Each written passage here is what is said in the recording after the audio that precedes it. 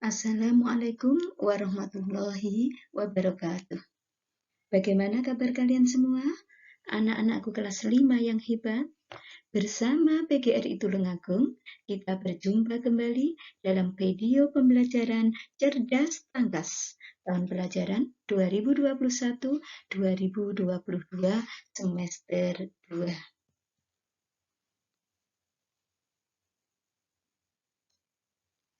Kali ini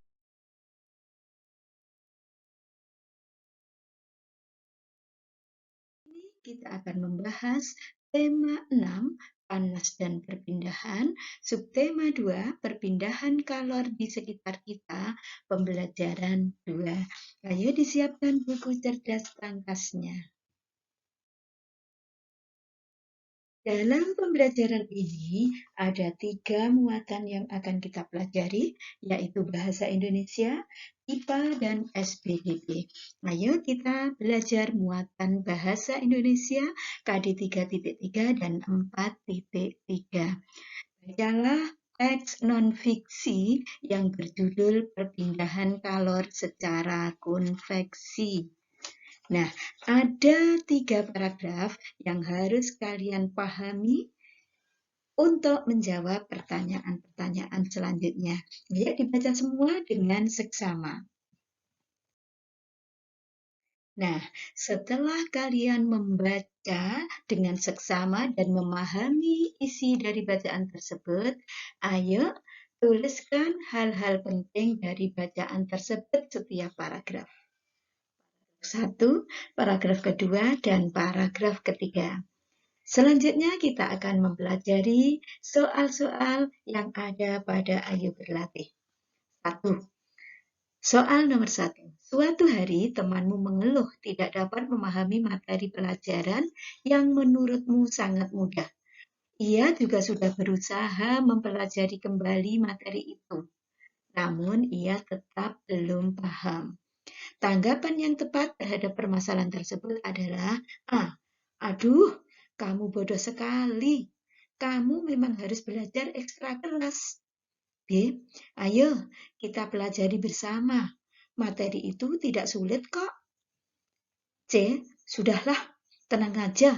Materi itu tidak penting. D. Seharusnya kamu ikut les privat. Kalau tidak, kamu akan selalu ketinggalan. Tanggapan yang tepat adalah B. Ayo kita pelajari bersama. Materi itu tidak sulit kok. Pertanyaan nomor 2. Sepulang sekolah, aku masih merasakan gigiku sakit. Ketika berjalan pulang, ku pegang pipiku sambil menangis kesakitan. Latar waktu terjadinya peristiwa tersebut adalah sepulang sekolah. 3. Berdasarkan jenis ceritanya, paragraf pertama pada teks bacaan di atas termasuk bacaan di atas yang berjudul Perpindahan Kalor Secara Konveksi. Paragraf pertamanya termasuk paragraf eksposisi. 4. Teks dialog harus dibaca dengan pelafalan dan intonasi yang benar. Arti kata dialog adalah percakapan. 5. Sebutkan 3 ciri paragraf narasi. Ciri-ciri paragraf narasi adalah memiliki tokoh, konflik, dan setting. 2. Memiliki alur yang diceritakan secara urut. Dan yang ketiga, memiliki sudut pandang. Selanjutnya muatan IPA KD 3.6 dan 4.6. Kita akan membahas tentang perpindahan kalor secara konveksi. Perpindahan kalor secara konveksi adalah perpindahan kalor yang disertai dengan perpindahan zat perantaranya. Perpindahan kalor secara konveksi mengakibatkan terjadinya angin darat dan angin laut. Peristiwa konveksi juga terjadi pada saat merebus air. Air yang letaknya dekat dengan api akan mendapat panas, sehingga air menjadi lebih ringan. Air akan bergerak ke atas dan digantikan oleh air yang ada di atasnya. Nah, setelah kalian memahami tentang perpindahan panas secara konveksi, ayo menjawab pertanyaan-pertanyaan pada Ayo Berlatih. Pertanyaan nomor 1. Perpindahan panas pada udara di sekitar saat terjadi pembakaran adalah A. Konduksi, B. Radiasi, C. Konveksi, dan D. Langsung. Jawaban yang betul adalah C. Konveksi. 2. Angin laut yang diakibatkan oleh perpindahan kalor secara konveksi terjadi pada siang hari. 3. Perpindahan panas secara konveksi adalah perpindahan panas melalui aliran zat. 4. Perpindahan panas saat air direbus merupakan perpindahan panas secara konveksi. 5. Jelaskan proses terjadinya perpindahan panas secara konveksi pada zat cair waktu memasak air. Air yang dipanaskan akan memuai, sehingga massa jenisnya berkurang dan air akan bergerak naik. Tempatnya digantikan oleh air yang masih dingin di atas bergerak turun, karena massa jenisnya lebih besar.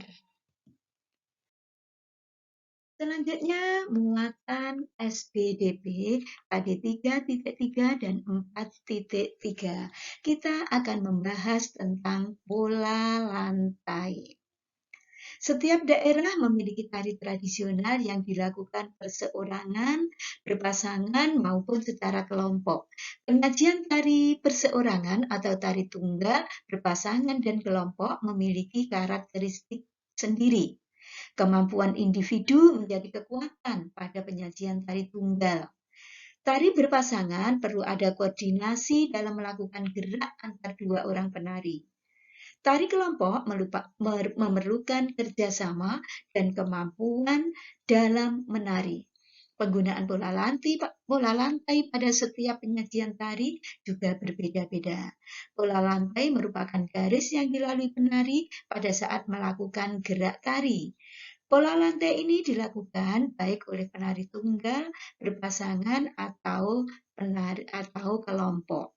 Ada pola lantai garis lurus dan pola lantai garis lengkung.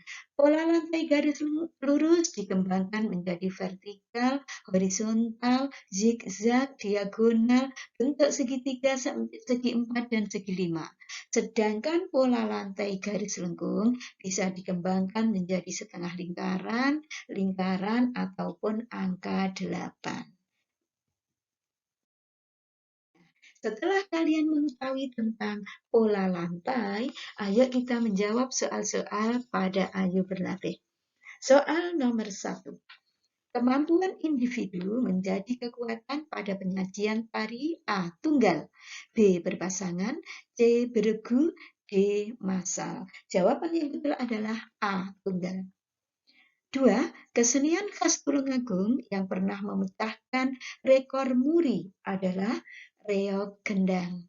3. Pola lantai merupakan komposisi atau susunan letak penari di panggung. 4. Perhatikan gambar berikut. Pola lantai di samping merupakan pola lantai tari tunggal.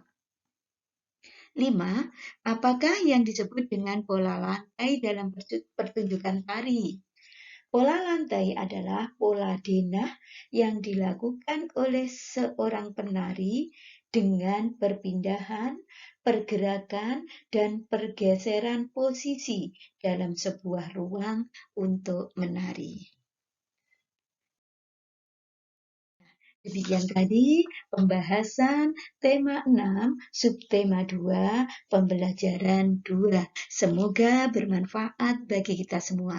Terima kasih, sampai jumpa di video pembelajaran berikutnya. Jangan lupa tetap semangat.